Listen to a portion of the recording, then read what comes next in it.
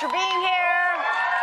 All right, let's get right into it. Are you ready for it? It is time for Top of the Talk.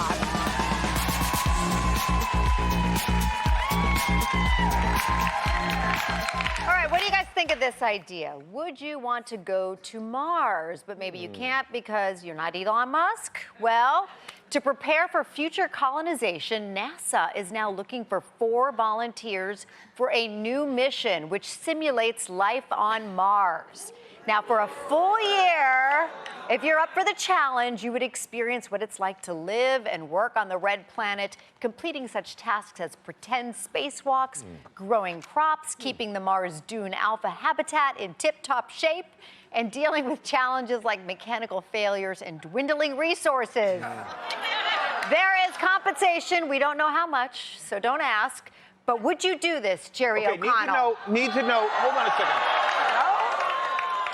Need to know a couple of things. Need to know, like, obviously, pay. What does it pay? Need to know that.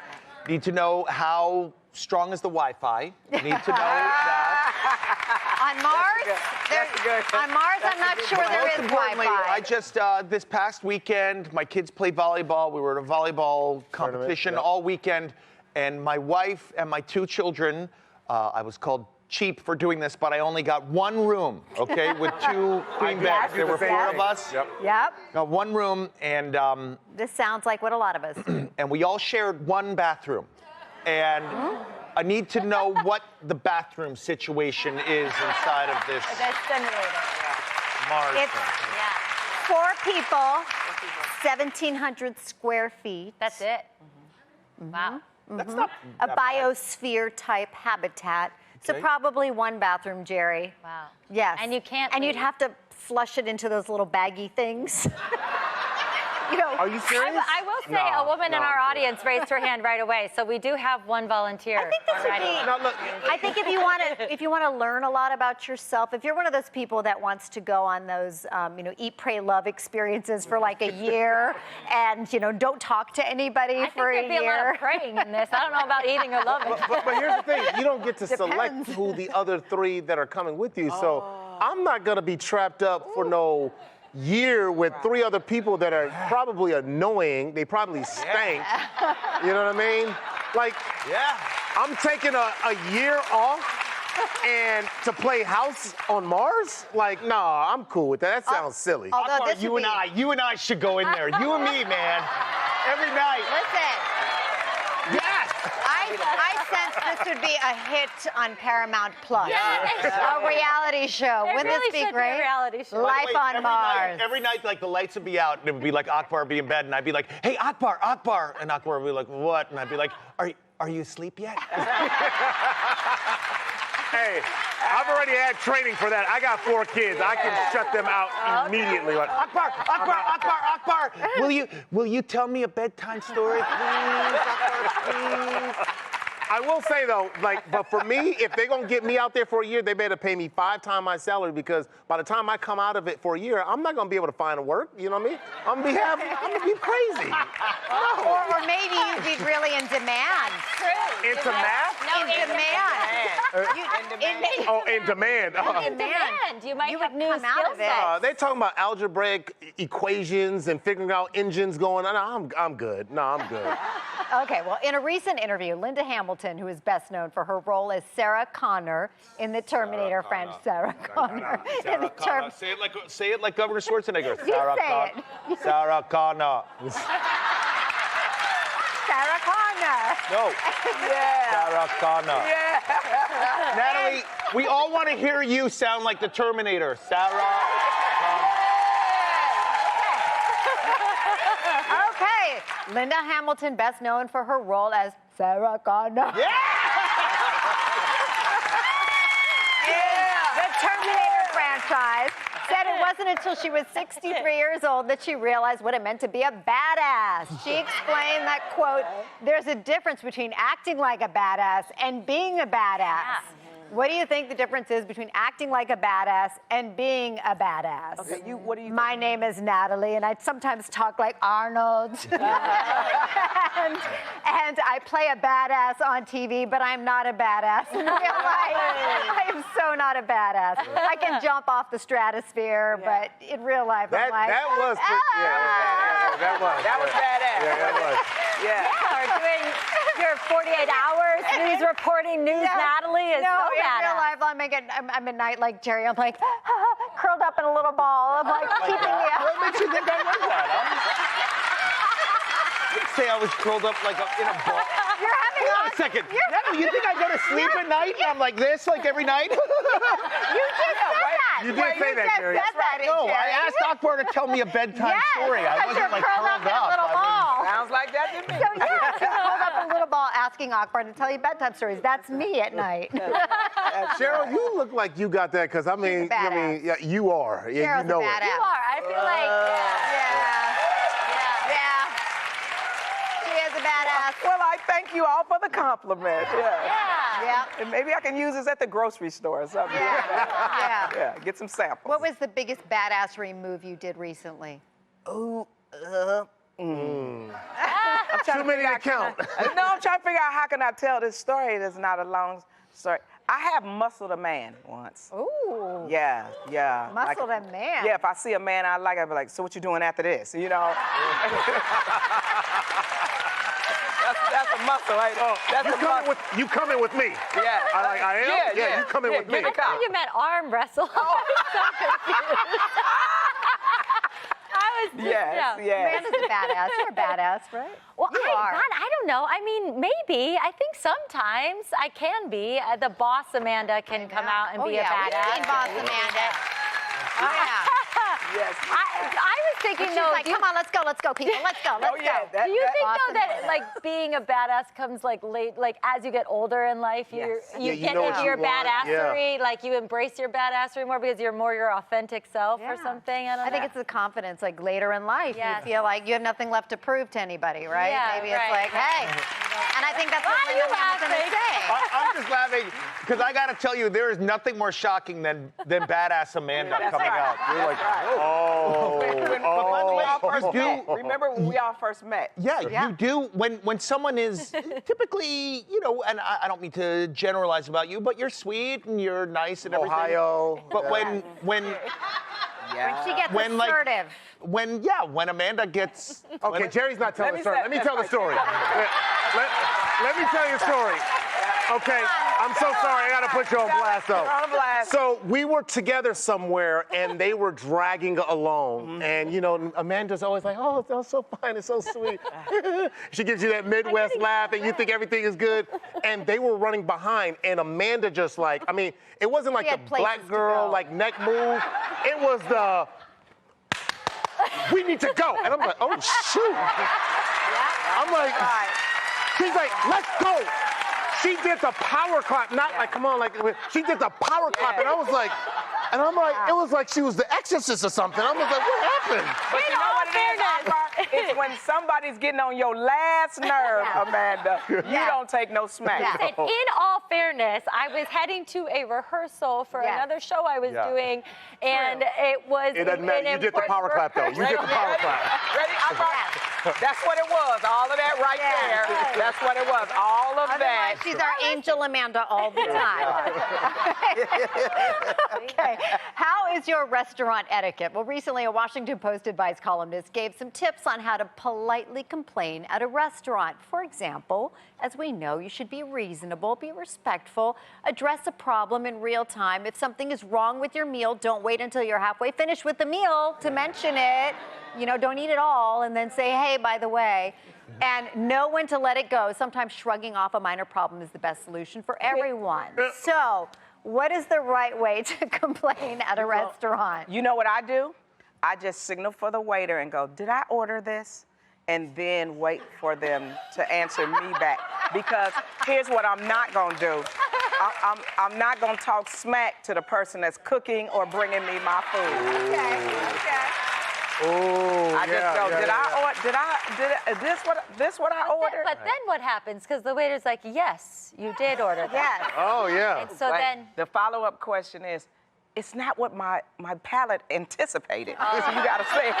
So you gotta say it in a way to go. Nice way to complain. Right. Am I right now, Lee? Very nice. It's very eloquent Yeah. way to complain. That's right. Yeah, go ahead. No, I was going to say, I think the key here is that you have to go to the right source. I did Right. like this on the list of the right things to do. I hate when I see somebody like really berating the waiter or waitress when it's not their fault. Right. You know what and that I feel like is so wrong. You know, like ask to speak to a manager or somebody in charge. You know, that poor person, she or he is just doing their job. What do you do? I actually don't go to the manager first. I go straight to the waiter, and I usually do it like this. I whisper like this, and I bring them in tight, say, hey, this is really cold. Or there's hair in my food. And it feels intimate, and they go, oh, we'll take care of it right away. But if you make it intimate and you don't make a big noise out of it, it's cool, and nobody's doing something crazy with your food. That's right. What I do is I just go straight to online. I just go straight to, this place Yelp stinks, don't review? ever come here ever again. No, he doesn't. I do not, everyone. He's a good Come on. guy. He doesn't do that. Oh, we really? I'm so sorry. I really. Usually when we end No segments, we stop. like to end with like a. You know what? I know how to end this. Okay. Please, Natalie, read us out in your Arnold Schwarzenegger voice. That will get us out of here. Stick around, because when we come back, we're going to show you this week's most viral TikToks.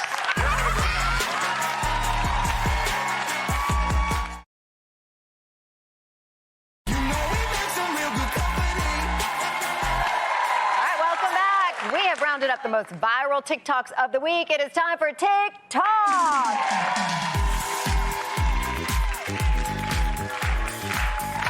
First up, it's wine o'clock somewhere, and this girl is after my own heart.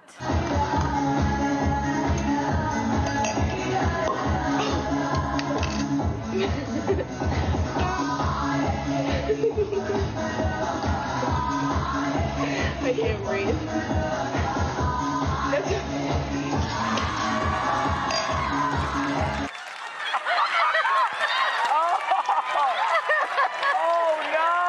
Oh, my goodness. do you think she thought it was just going to go in? I don't know. But I was amazed. How big did she think her mouth was? You know what that girl has? That girl has a drinking problem. The problem drinking. Something tells me she was doing the pre-cocktail before the cocktail, right? They're all gonna laugh at you. They're all gonna laugh at you. You know that night at the Roxbury. That was good. That was one of my All right, well, sometimes getting a haircut can be downright hilarious.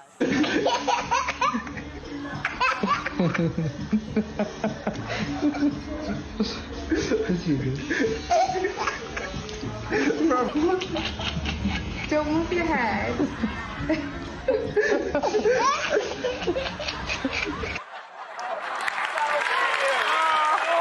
I love this one. I love that Oh my God. Belly I laugh. watched that with Elvis, and Elvis was laughing so hard. It was so Contagious. If you're in a Yeah. bad mood, put that one on. one. Yeah, that's the one right there. All right, moving on. Getting dental implants. It's great until the club turns on the black light.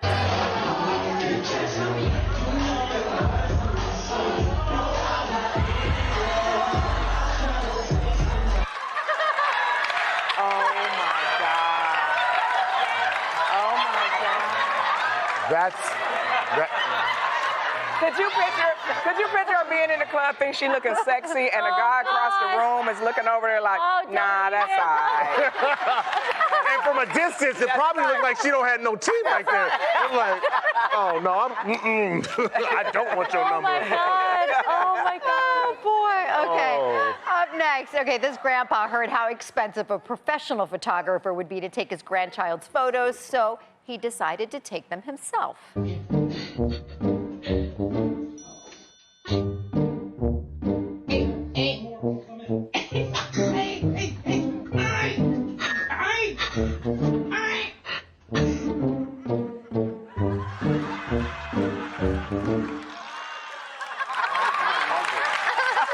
Okay, that was cute. That was Still cute. Why? You're just making stuff up. This is why you got to pay for things if you really want like a good product. professional. You know? I mean, like, I did like the one in the luggage though. That was my favorite. Yeah, just a bad angle, bad angle. All right, finally, this one is going to crack you up. This dog's hips don't lie.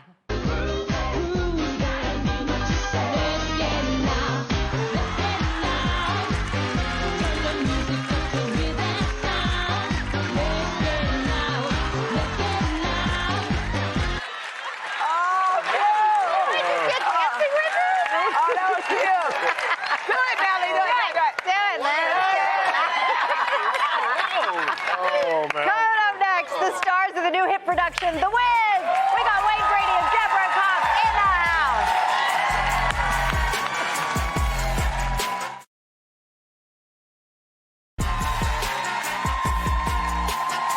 Our first guests are the stars of the hit new revival of the beloved musical The Wiz. Now playing at the Hollywood Pantages Theater before opening on Broadway in April. Please welcome five-time Emmy winner and Grammy nominee Wayne Brady and Grammy-nominated R&B artist Deborah Cox.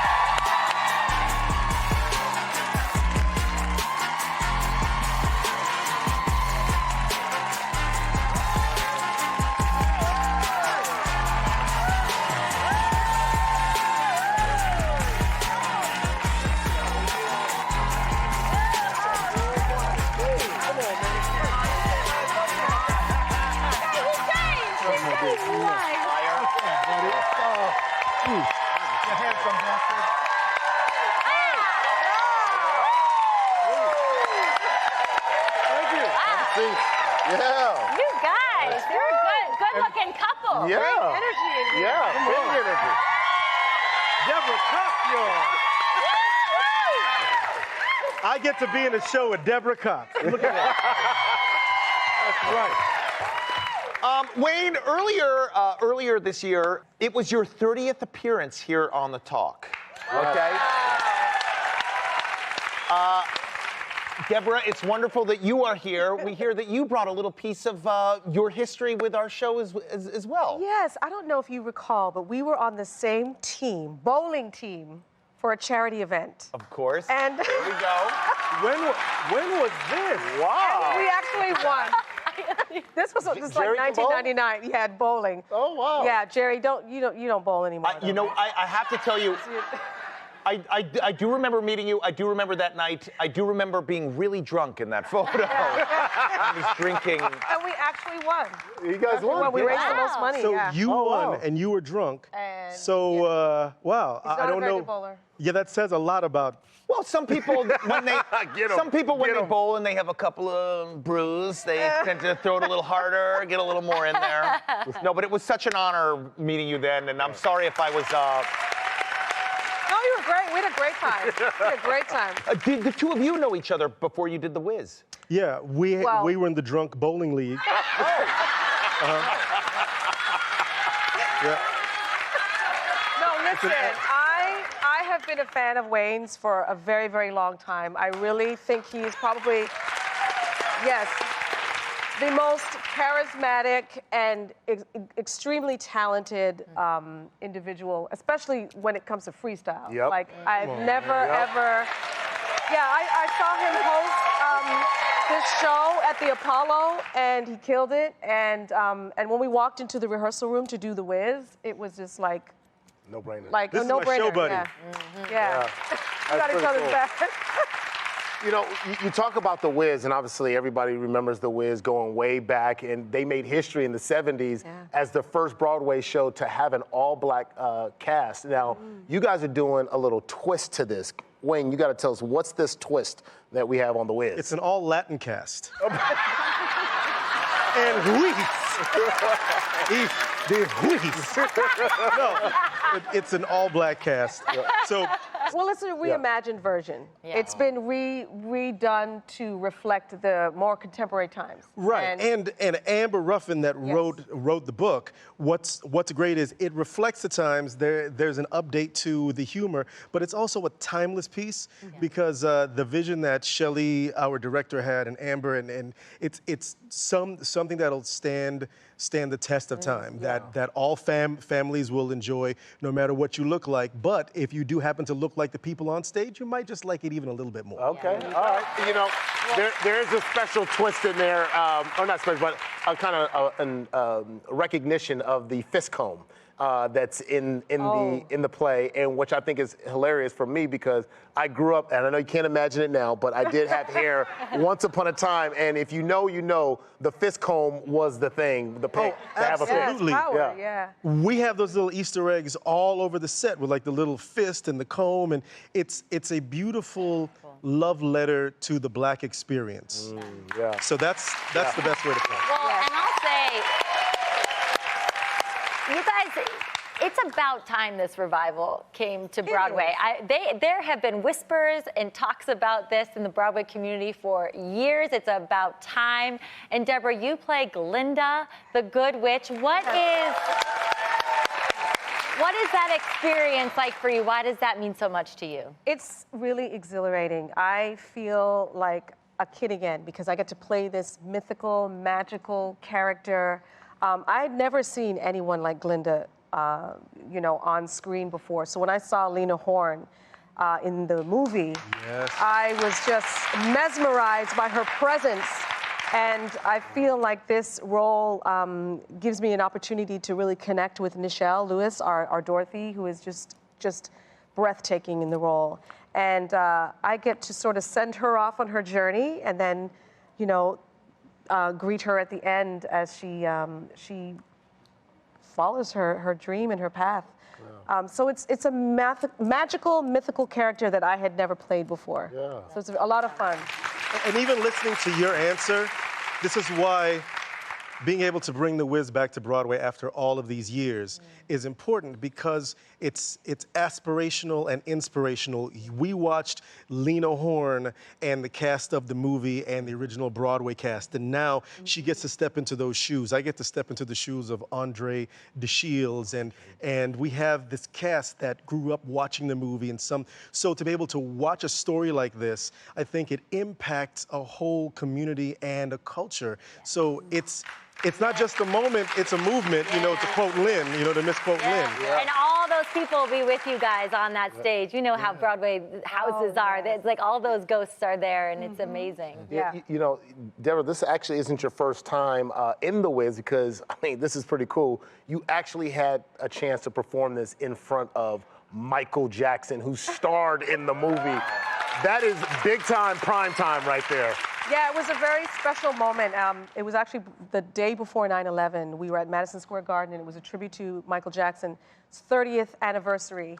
And I played the lioness. And the late Al Jarreau, Jill Scott, and Monica. It was a wonderful experience to just see his reaction. He was so warm, and he felt really moved by this tribute. And that was my first time sort of. Actually, my second time kind of. The Wiz has always been in my world, and who knew that at this stage of my life I'd be playing Glinda, so it's wonderful. All right, well, when we come back, Deborah is going to perform a song from the show, so stick around.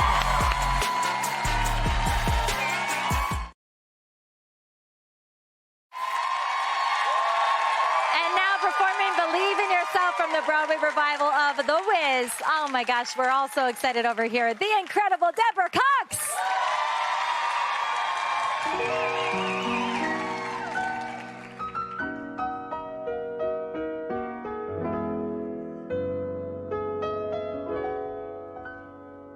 If you believe within your heart, you'll know that no one can change the path that you must go.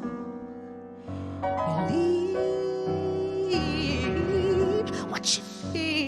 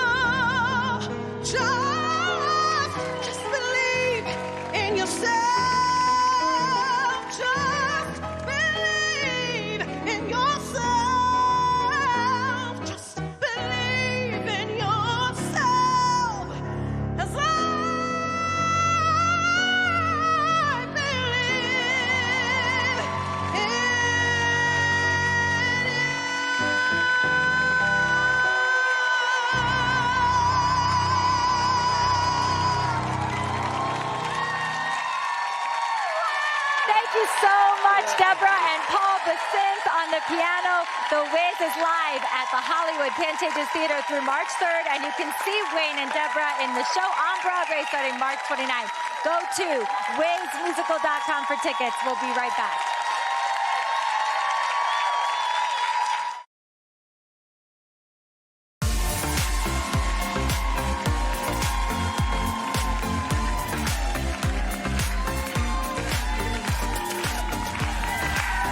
Informs society and it transforms culture. It shapes how we see ourselves and each other and the world around us. And we can't underestimate the power of feeling seen, because if you can see her, you can be her. And we're so proud of our partnership with See Her, the leading global movement to eliminate gender bias in all media. And we continue to highlight our commitment to this movement with our See Her segment. And today we are so excited to welcome the holistic psychologist, Dr. Nicole LaPera. She has a huge social media following.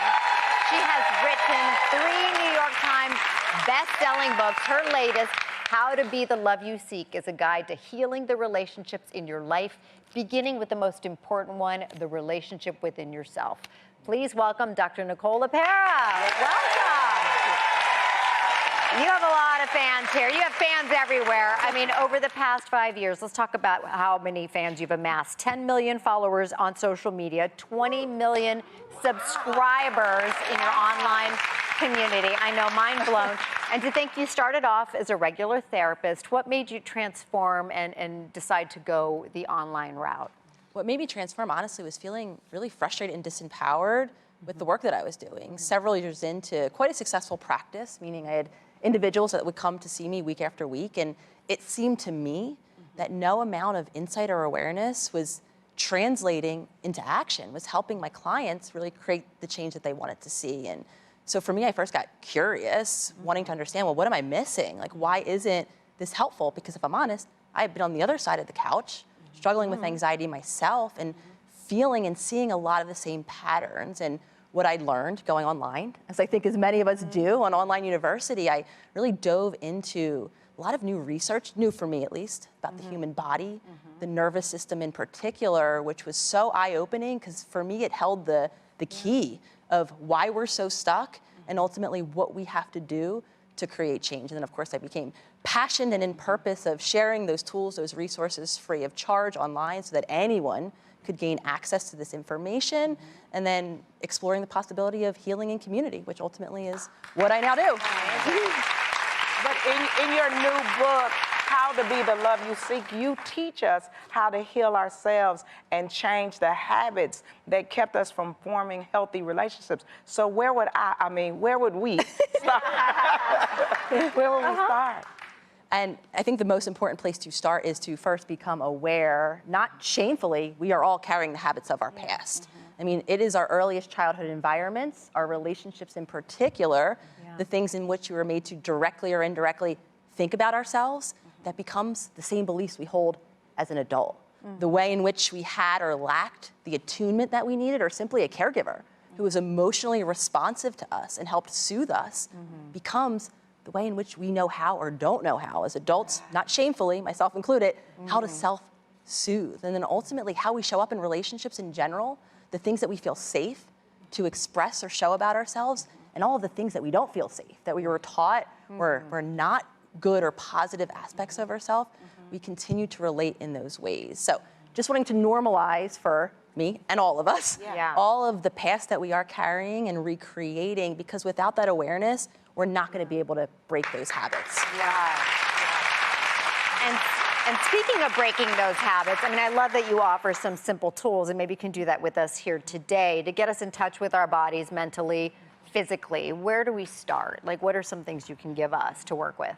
Now, I'm going to say something really simplistic as not to offend.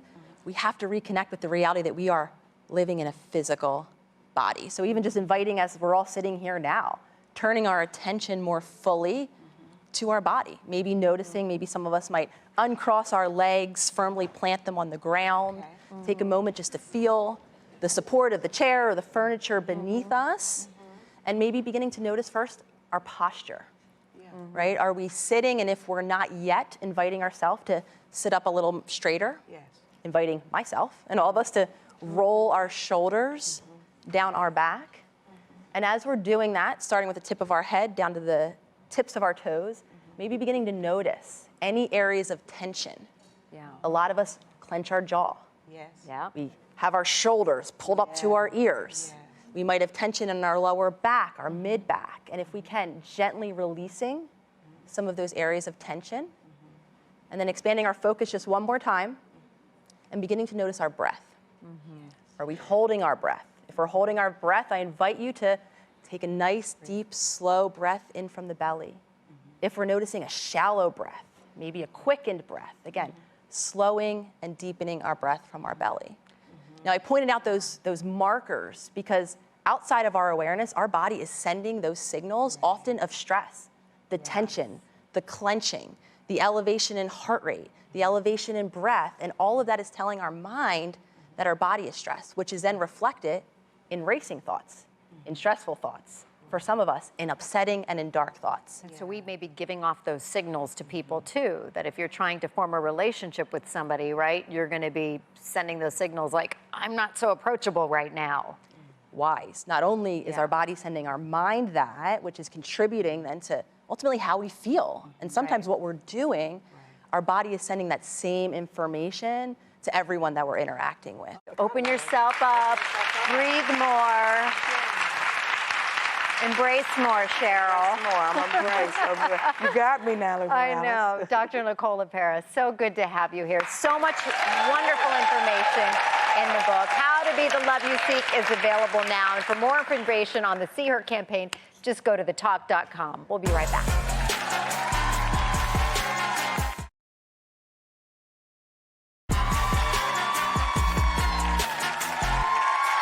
Welcome back. And I'm really excited to tell you about this Saturday on an all-new 48 Hours. I report in depth on a story about Carrie Richens. She's a mom from Utah who wrote a book on grief to help her children cope with their dad's death. She was then arrested and charged with his murder. Here's a preview. In the early morning hours of March 4th, 2022, Carrie Richens says she found her husband, Eric, unresponsive in their bed. She called 911 and then her mother, Lisa. She said, get up here, something's happened to Eric. First responders tried to save him, but it was too late to save the father of 3. Did the boys know what was happening? They knew something was happening, and they could see the ambulances and cops coming in. Very distraught. Lisa says hours earlier, the couple was celebrating a new house flipping deal Carrie was working on. She told me she made him a Moscow Mule. Weeks later, police said Eric's death was caused by an overdose of fentanyl. But according to the spokesman for Eric's family, Greg Skordas, that didn't make sense. He wasn't an opioid user. Carrie Richens was arrested and charged with murder. Prosecutors allege she gave Eric a lethal dose of fentanyl on the night of his death. Eric's family suspects Richens placed the fentanyl in that Moscow Mule. He told his family, if I die, you need to take a look at her because I think she's trying to kill me. Carrie Richens has maintained her innocence. Sky Lazaro is her attorney. They have to prove that she obtained drugs and gave them to her husband. And unless they can connect those dots, they're going to have a hard time proving murder in this case. And if you want to find out what happened, be sure to tune in to 48 Hours. It's tomorrow night at 10, 9 Central right here on CBS and streaming on Paramount+. We do have great guests coming up all next week here on The Talk. From Night Court, Melissa Rauch will be here. Tony Danza's going to be here. Numi Rapaz, Jessica and David Oyelowo, Dr. Phil, William H. Macy, and so many more. To get your weekend started, though, stick around for some highlights from this week on The Talk right after the break.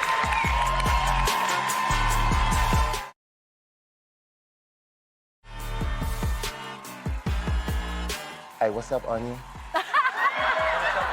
Onion. Yeah, that's a dope name right there, Onion. Pour it into the pan. Okay.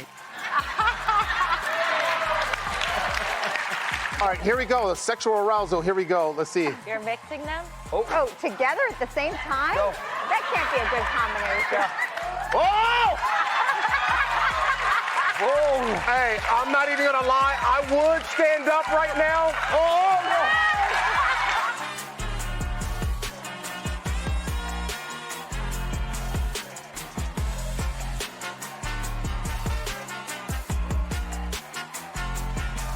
pants are so see-through, you can actually see the players' jerseys tucked into them. See? See? Said jersey. The jersey. And I'd be like, hey, Akbar.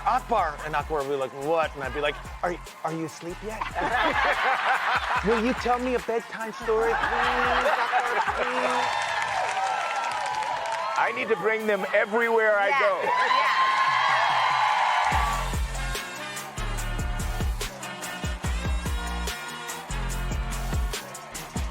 Natalie, read us out in your